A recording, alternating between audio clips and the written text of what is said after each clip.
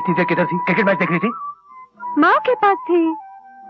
अरे ये रात माँ जी के पास नहीं, मियाँ जी के पास गुजारने की है।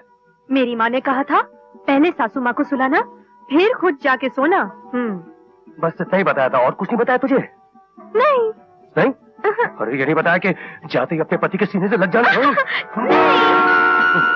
अरे यार, आज हमारी सुहाग रात है। हाँ। तो? अब तो का तो इस दुनिया में कोई जवाब नहीं।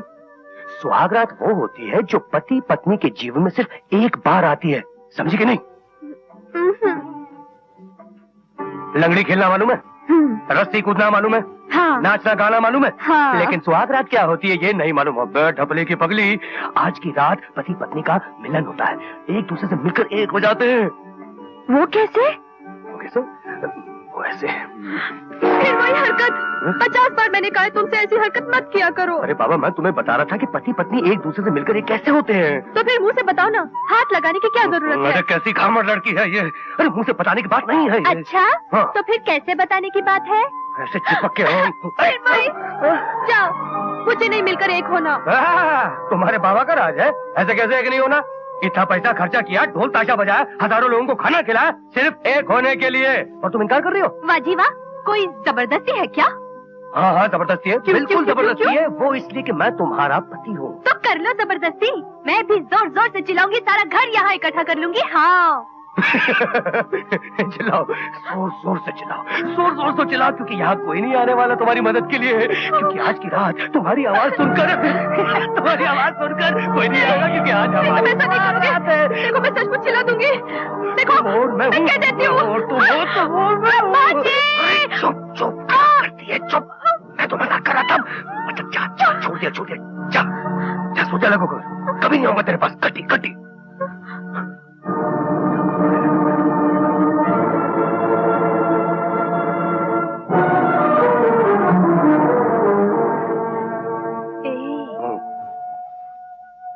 रूठ गए? अच्छा बाबा माफ करो, अब मैं बिल्कुल नहीं चिल्लाऊंगी। बताओ ना, दोनों मिलकर एक कैसे होते हैं? बताओ ना। अब कसम से मैं कुछ नहीं कहूंगी, तेरी कसम, तेरी डफली की कसम।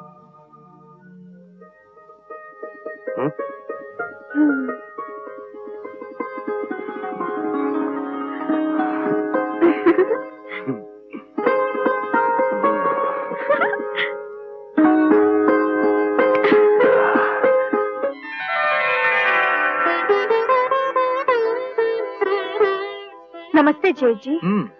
चाय पीती रहो। नमस्ते बड़ी जी। राहुल बेटे, ओ राहुल बेटे, अभी तक उठे नहीं? चलो जल्दी से मुंह हाथ धो लो, रसोई में तुम्हारे लिए दूध रखा है, चलो उठो।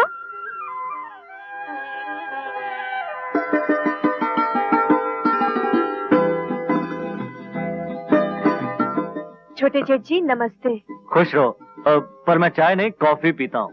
ये कॉफी ही है। तुम्हें कैसे मालूम कि मैं कॉफी पीता हूँ? वाह, अरे भाई कमाल है। इसमें कमाल की क्या बात है? छोटे घर की है, नौकरों की जात की, इसलिए काम करने की आदत है। इसमें तारीफ की निगाह से देखने की क्या जरूरत है?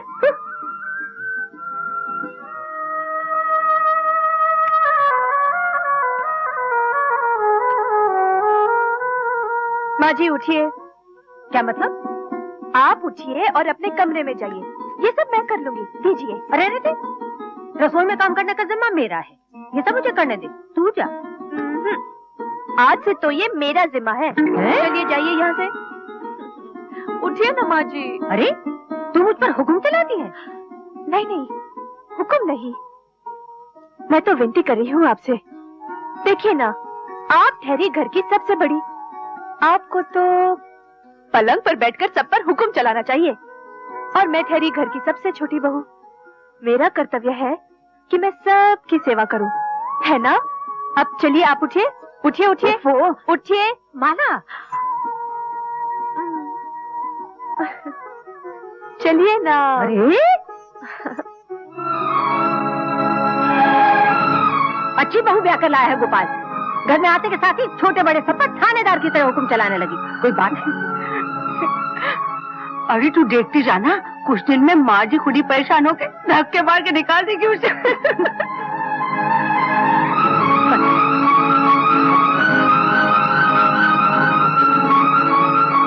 कमाल है, अजीब लड़की है। ऐसी लड़की तो पहले कभी नहीं देखी। क्यों, क्या हुआ? क्यों अकेली बड़बड़ा रही हो? विश्वास नहीं आ रहा इसलिए बड़बड़ा रही हूँ। किस बात पे विश्वास नहीं आ रहा? ये कैसी बहू ले आए हैं आप? इससे पहले इस घर में 3 बहुएं आई, लेकिन लगता है ये तो आसमान से उतर के आई है। क्यों, क्या हुआ? कोई बात कह दी उसने? मुझसे बात क्या कहेगी? कुछ काम ही नहीं करने देती। सब्जी काटने लगी तो हाथ से छीन ली, चाय बनाने लगी तो बनाने नहीं दी। पहली बार पता चला कि बहू क्या होती है। अच्छा, जरा हम भी सुने, बहू क्या होती है? बहू अगर चाहे तो घर को स्वर्ग बना सकती है और चाहे तो नर्क। ये माला तो अच्छाइयों प्यार के मोतियों की बनी माला है। तुम सच कह रही हो। ऐसा लगता है कि हमने पिछले जन्म में जरूर कुछ पुण्य किए होंगे, जिसके बदले में भगवान ने हमें माला जैसी बहू भेज दी है। बिल्कुल। घर की सारी काया को बदल के रख दिया उसने। बस अब एक ही चिंता है। क्या? पुष्पा के हाथ पीले हो जाए, उसका ब्याह हो जाए, हमारी सारी जिम्मेदारियां पूरी हो जाएंगी।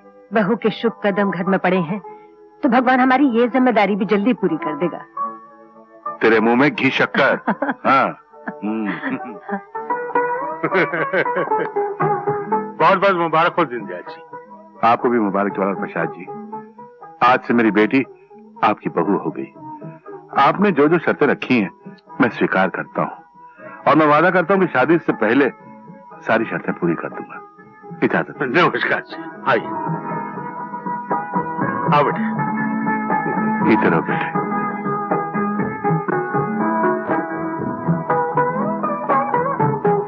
क्यों, हमने ठीक किया ना? बिल्कुल ठीक किया। अब सगाई कब होगी? जब तुम कहो। प्रभु, आपका कोटि कोटि धन्यवाद प्रभु। बड़ी कृपा है आपकी, बड़ी कृपा है आपकी। हम सुखी घर, सुखी परिवार। एक ही तो बेटी है मेरी, उसके भी हाथ पीले हो जाएंगे। मैं कन्यादान करूंगा प्रभु। महान है आप।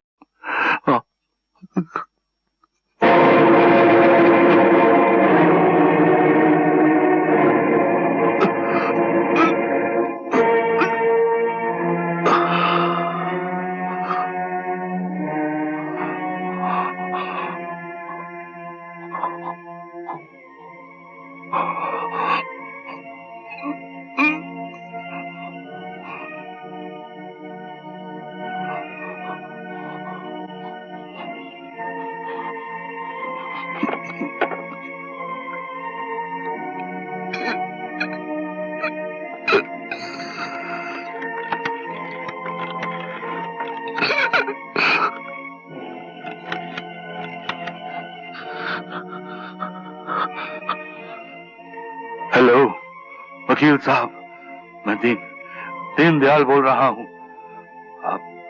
आप वसीयत के कागज लेकर फौरन घर चले आइए। बात समझाने का वक्त नहीं है मेरे पास। क्या हुआ? आप देर मत करना, फौरन चले। क्या हुआ? लक्ष्मी, अंतिम समय आ गया है। लक्ष्मी, पुष्पा, हम जल्दी उठ, जाके सबको बुला के ला। अच्छा, माताजी की तबीयत ठीक नहीं है। वक्त पूरा हो गया है। नहीं, क्या समझ रही हैं आप? नहीं, अरे पुष्पा, गोपाल, अरे जल्दी आओ, कोई आओ ना।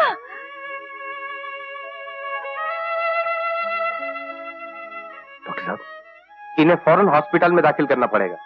He is very serious.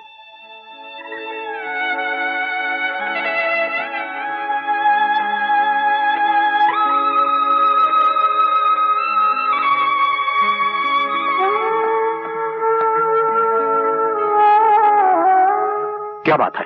Something serious? या इज वेरी सीरियस। वकील साहब कागज ले आए? जी, आपके कहने के मुताबिक इस वसीयत में चारों बेटों के 4 बराबर के हिस्से लिख दिए हैं। बाबूजी इसकी क्या जरूरत थी? जरूरत है बेटे, वक्त का कोई भरोसा नहीं। और फिर ये वो काम है जो मुझे बहुत पहले कर लेना चाहिए था। लीजिए वकील साहब, मैंने साइन कर दिया। जी।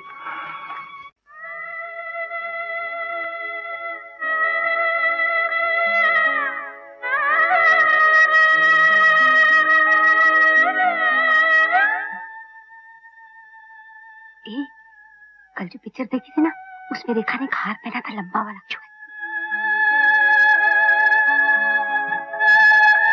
डॉक्टर साहब जी, कोई चिंता की बात तो नहीं है ना? देखिए, जब तक उनकी डायबिटीज कंट्रोल में नहीं आ जाती, ऑपरेशन नहीं हो जाता, तब तक कुछ कहा नहीं जा सकता। आपके ख्याल में ऑपरेशन कब तक होगा? मेरा ख्याल है कल सुबह तक हो जाना चाहिए। ओके?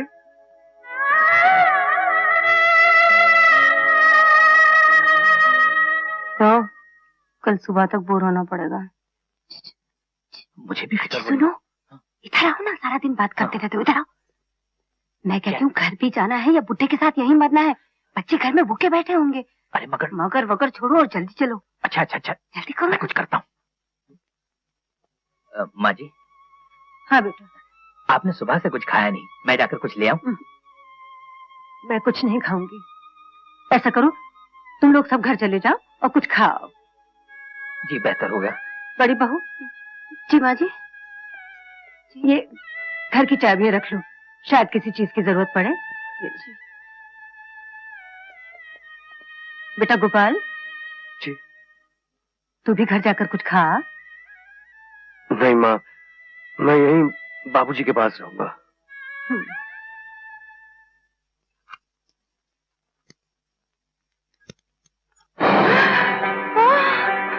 अरे इधर तो जलवा ही जलवा भाई।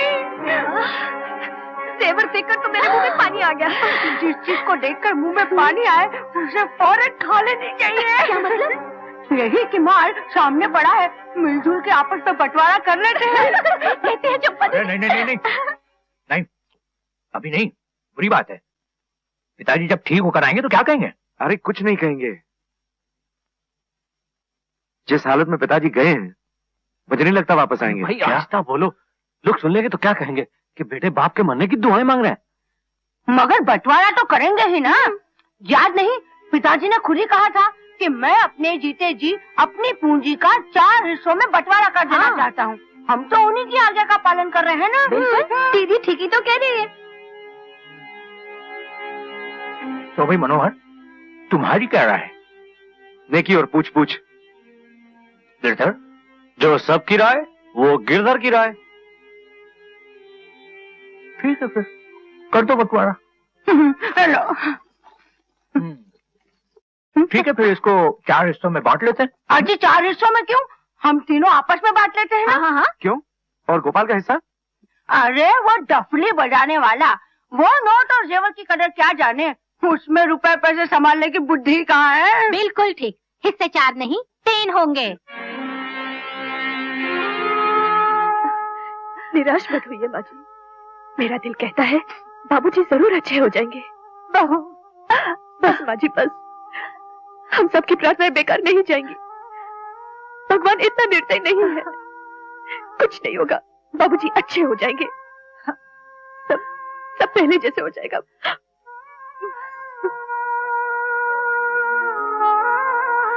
डॉक्टर साहब, थैंक गॉड। ऐसे लगा जैसे मौत के हाथों में गया इंसान वापस लौट आया हो। घबराने की कोई बात नहीं, ऑपरेशन कामयाब रहा। देखा माँ जी, मैंने कहा था ना, हम सबकी प्रार्थनाएं बेकार नहीं जाएंगी। मुबारक हो। एक मुबारक हो बोलने में कितना टाइम टाइम बोले में कितना टाइम लगा रहा है। जी पिताजी, आपने बुलाया मुझे? बेटे, वैसे लड़के वालों को रुपए देने का वादा तो कल का है, तुम आज ही जाकर दे आओ। वक्त से पहले रुपए देने से हमारी इज्जत बढ़ जाएगी। ये लो चाबियां। हाँ, तिजोरी में से 3 लाख रुपए निकाल कर दे आओ। जी बहुत अच्छा।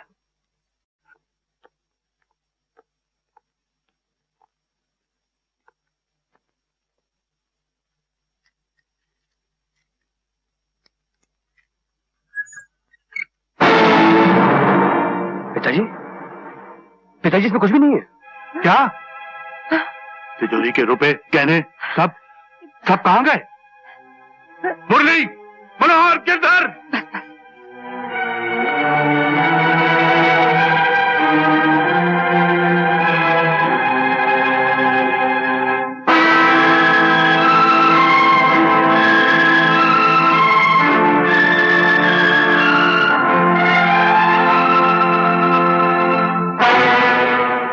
मैं पूछता हूँ, तिजोरी के रुपए, गहने सब कहाँ हैं?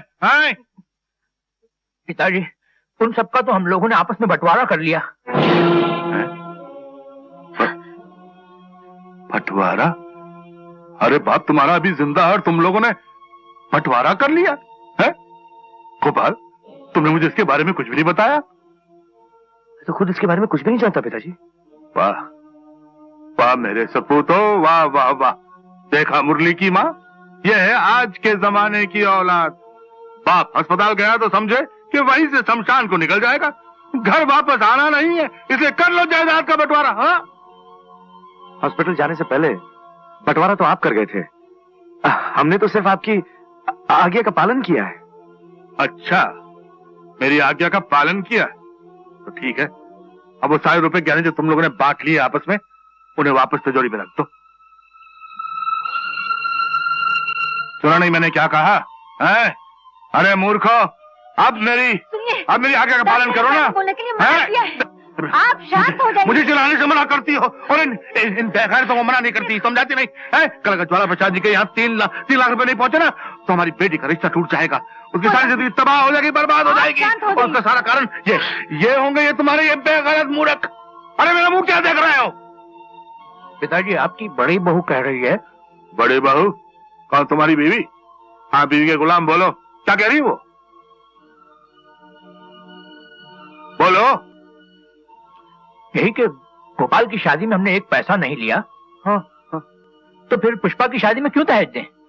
और पिताजी, वैसे भी दहेज लेना और देना दोनों कानूनन जुर्म है।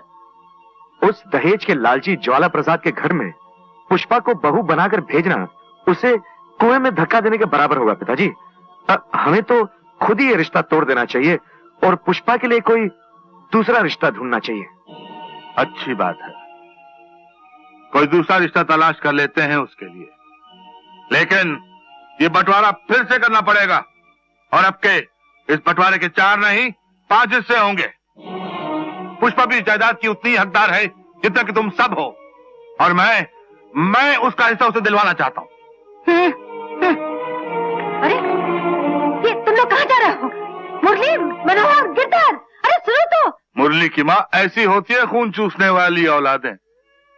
अरे हमने सारी जिंदगी इन जहरीले सांपों को अपना खून पिलाकर, अपने सीने से लगाकर इन्हें पाला, मगर आज ये